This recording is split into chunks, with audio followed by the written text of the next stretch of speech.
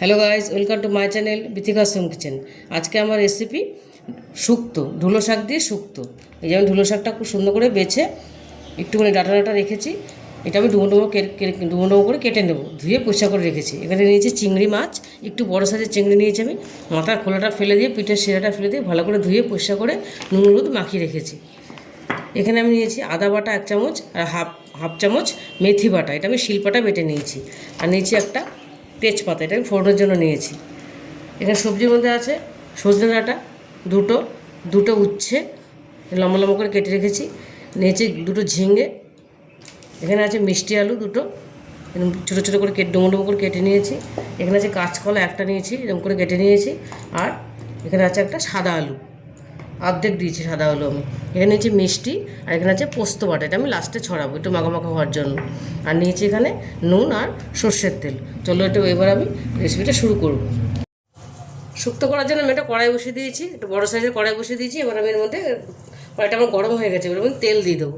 এবার আমি সর্ষের তেল দিয়ে দেবো। তেলটা একটু গরম করে নেবো ভালো করে।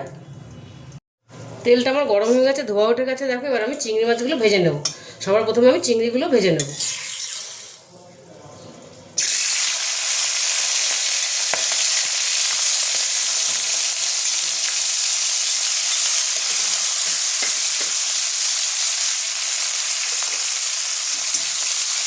চিংড়িটা আমি হালকা লাল করে ভেজে নেবো। তো চিংড়ি মাছটা আমি হালকা লাল করে ভেজে নিয়েছি। খুব বেশি ভাজবো না, তাহলে শক্ত হয়ে যাবে। এবার আমি সবার উচ্ছেটা ভেজে নেব। উচ্ছেটা আমি একটু লাল করে ভাজবো, তাহলে তেতো লাগবে না। আমি একটু তেল দিয়ে দিয়েছিলাম, বেশি তেল দেবো না। আর উচ্ছেটা আমি একটু লাল করে ভাজবো।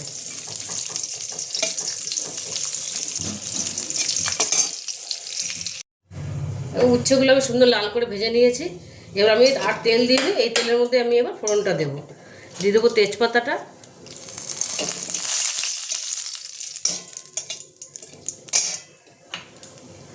দিয়ে দেবো আদা বাটা,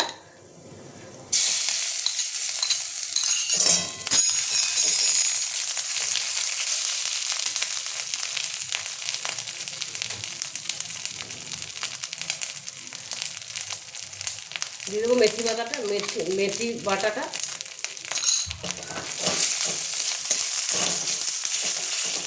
এটা একটু ভাজা ভাজা করে দেবো আমি। দেখো আদা আর মেথি বাটাটা আমার ভেজে নিয়েছি হালকা। সুন্দর একটা গন্ধ বেরিয়েছে মেথি আর আদা, দারুণ একটা স্মেল বেরিয়েছে। এবার আমি সবজিগুলো দিয়ে দেবো। এবার আমি দিয়ে দেবো আলু, মিষ্টি আলু, এটা একটু কষাবো। তোমরা এগুলো চাইলে আলাদা ভেজে নিতে পারো, আমি আর ভাজিনি, তাহলে তেলটা বেশি লাগে। এবার আমি দিয়ে দেবো ঝিঙেগুলো, কাঁচকলা,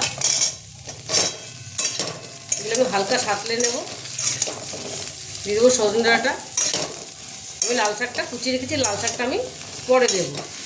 এটা একটু সেদ্ধ হয়ে গেলে আবার আমি লাল শাকটা দেবো। দিয়ে দেবো লবণ।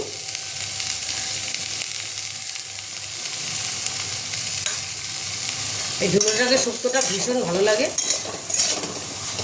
লাল শাক আলাদা, ধুলো শাক আলাদা। ধুলো শাকটা দিয়ে শুক্তো খাওয়া যায়।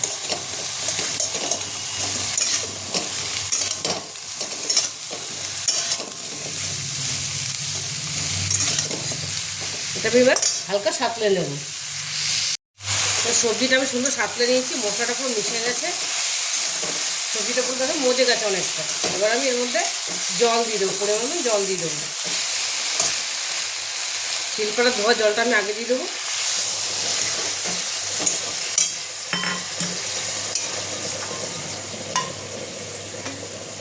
খুব বেশি জল দেবো না, এটা একটুখানি মাখো মাখোই হবে, খুব বেশি পাতলা হবে না। সবজিটা সেদ্ধ হওয়ার মতন জল দেবো। আর একটু লবণ দিয়ে দেবো।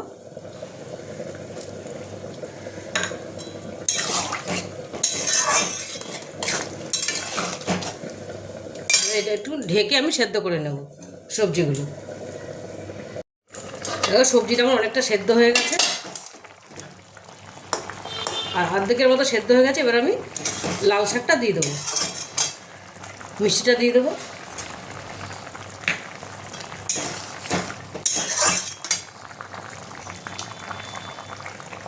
এই ধুলো শাকটা আমি দিয়ে দিলাম, একটু বড় বড় করে, খুব ছোটো করিনি আমি, একটু বড় বড় করে দিয়েছি। কচি এই ডাঁটাগুলো একদমই নরম, এই জন্য আমি দিয়ে দিয়েছি ডাঁটাগুলো।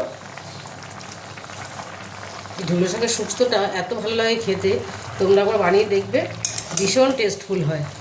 আর গরম করাতে তো শুক্তো খুবই ভালো লাগে, আর খাওয়াও ভালো, আমরা সবাই জানি।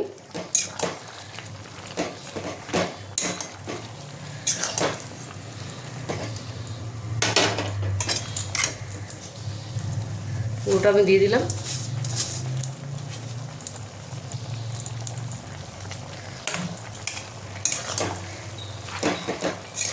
দারুণ একটা গন্ধ বেরিয়েছে। যেহেতু লাল শাক দিলাম, এই জন্য এটার মধ্যে আর হলুদ যাবে না।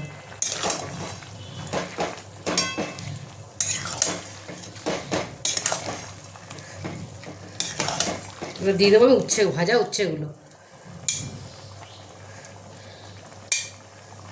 চিংড়ি মাছটা আমি পরে দেবো।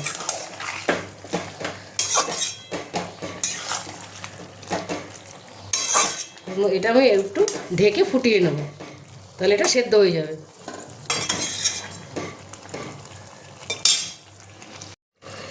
দেখো ঝোলটা আমার একটা শুকিয়ে গেছে, আমার সব পাতাটাও সেদ্ধ হয়ে গেছে সুন্দর। ধুলা পাতাটা, ধুলো শাকের পাতাটা অনেকটাই সেদ্ধ হয়ে গেছে, পুরোটাই সেদ্ধ হয়ে গেছে, পুরো নরম হয়ে গেছে। এবার আমি পোস্ত বাটাটা দিয়ে দেবো। পোস্ত বাটাটা দিলে টেস্টটা আরও বেড়ে যায়।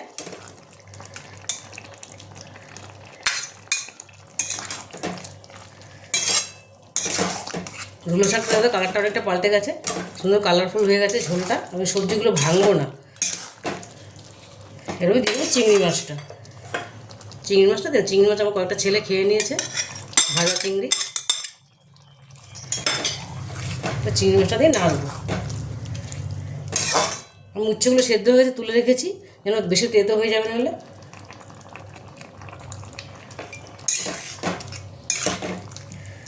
এটা আমার পুরোপুরি এখন রেডি হয়ে গেছে। এবার আমি এটা ঢেকে বন্ধ করে দেবো গ্যাসটা। ধুলো শাকের চিংড়ি মাছ দিয়ে শুক্তোটা আমার পুরোপুরি রেডি।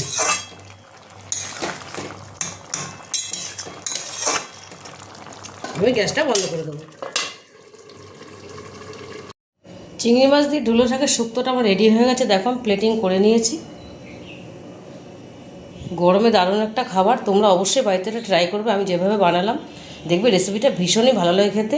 আর যদি ভালো লেগে থাকে তাহলে আমাকে লাইক, শেয়ার আর সাবস্ক্রাইব করতে ভুলবে না। টাটা।